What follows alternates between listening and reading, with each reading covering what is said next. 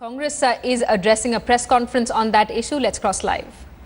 ये जानबूझ करके बगैर किसी बड़े मकसद के इस कुश्ती को लड़ रहे हैं, जिससे पूरे देश का ध्यान बुनियादी समस्याओं की जगह इस समस्या की इस मसले के ऊपर आ रहा है। इसका मतलब इसमें यही निकलेगा।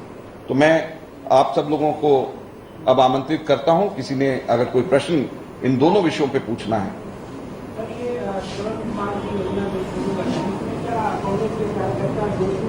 बिल्कुल बिल्कुल, इसमें कांग्रेस के कार्यकर्ता डोर टू डोर जाएंगे और हम लोग जो हैं पूरा बकायदा लिस्ट जो है वोटर्स लिस्ट से हम लोगों ने निकाल लिया है और जितने भी 70 साल से ऊपर के हमारे सीनियर सिटीजन्स हैं उनके एड्रेस के साथ में लेके हमारे कांग्रेस के वर्कर्स डोर टू डोर जाएंगे।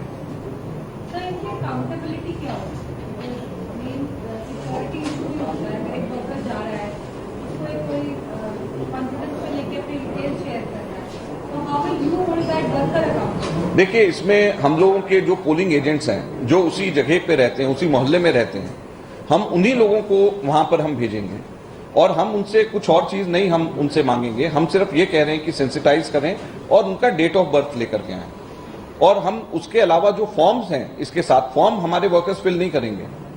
हमारे वर्कर्स अगर वो लोग चाहेंगे अपना फोन नंबर देना तो हमारे वर्कर्स वो फोन नंबर्स लेकर के डीसीपी को देकर के आएंगे ताकि पुलिस उनसे संपर्क करके फॉर्म्स भरवाए। तो जो फॉर्म हमने बांटे हैं, ये बात आपने अच्छा किया पूछ लिया, क्लैरिफाई कर लिया, फॉर्म्स हमारे वर्कर्स नहीं बांटेंगे। हम लोग सिर्फ डेट ऑफ बर्थ उनका लेंगे ताकि हम उनका बर्थडे सेलिब्रेट कर सकें, उनको बर्थडे ग्रीटिंग्स हमारे ब्लॉक से जा सकें।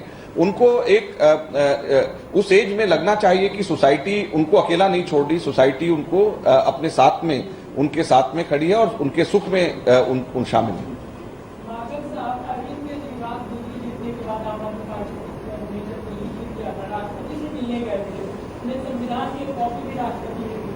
क्या आप ये कहेंगे कि अरविंद केजरीवाल को संविधान को पूरा कर लेना चाहिए और देखिए, दोनों के दोनों अगर संविधान दोनों ने नहीं पढ़ा, ये मैं नहीं मान सकता हूं। तो संविधान तो दोनों को पता है और दोनों को अपनी अपनी पावर्स भी पता है। तो ये कोई ऐसे दोनों के दोनों नहीं है। एक रेवेन्यू सर्विस ऑफिसर रहा है और एक दूसरा जो एडमिनिस्ट्रेटिव सर्विस ऑफिसर रहा है। तो दोनों के दोनों रेवेन्यू सर्विस और एडमिनिस्ट्रेटिव सर्विस ऑफिसर को अगर संविधान नहीं पता, ये मैं नहीं मानता।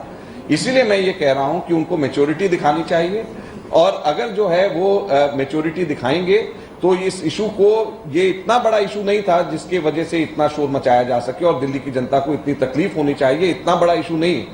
और इससे पहले भी पॉलिटिकल पार्टीज में राज्यपाल, उपराज्यपाल और चीफ मिनिस्टर्स के आपस में तनाव रहते हैं, लेकिन बैठ करके हमेशा मसलों को सुलझाया जाता है। तो इस वक्त क्यों नहीं सुलझाया गया? और अगर नहीं सुलझाया जाता है जल्दी, तो इसका मतलब यही निकलेगा कि ये जानबूझ करके जनता की असली समस्याओं से लोगों का ध्यान भटकाना चाहते हैं। एक एक करके। हाँ, देखिए, केंद्र सरकार की भूमिका ये हो सकती है, उपराज्यपाल एडमिनिस्ट्रेटर है, उपराज्यपाल जो हैं वो केंद्र सरकार के एक नुमाइंदे की तरह एक फैमिली हेड है। तो उनका मकसद ये होना चाहिए कि सरकार अच्छे सुचारू रूप से चले। तो कभी भी संवाद नहीं टूटना चाहिए, कभी भी बातचीत नहीं टूटनी चाहिए।